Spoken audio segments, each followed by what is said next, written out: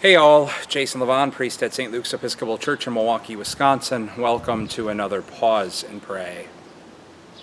When I was in the seminary many moons ago, I often got caught up in what a lot of seminarians get caught up in.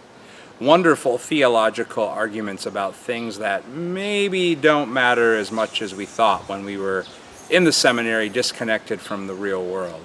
Now that I've been in parish ministry so long, I wonder why I argued so passionately about things that maybe didn't say a whole lot to somebody who was going through a divorce or struggling with mental health issues or experiencing all sorts of restlessness and spiritual dis-ease in their lives. But I remember one time over lunch, we were thinking we were smarter than we really were, and we were really cynically putting down our Sunday school formation when we were kids.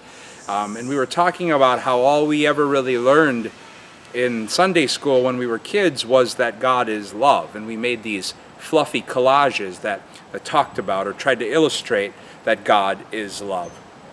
And as we were speaking quite judgmentally about that, one of our most brilliant professors, Father Brian, who's really internationally known as a moral theologian, interrupted our conversation as we were getting full of ourselves, and he just said to us, "Well, it sounds to me like you learned the most important thing."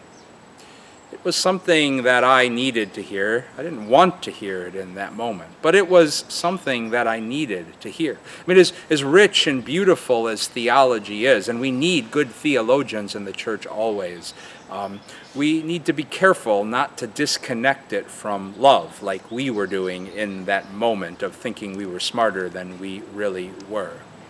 In today's daily office, we pray through chapter 12 of Mark's Gospel, where a scribe and Jesus are engaged in a reflection on what the greatest commandment is. And Jesus' answer is simple.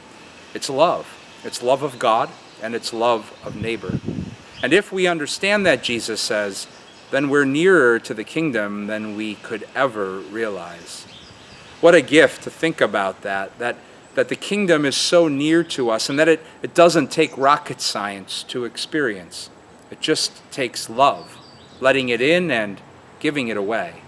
So today, maybe in that light, we're invited to pause and pray about the little ways in which we experienced over our day love drawing near to touch our lives.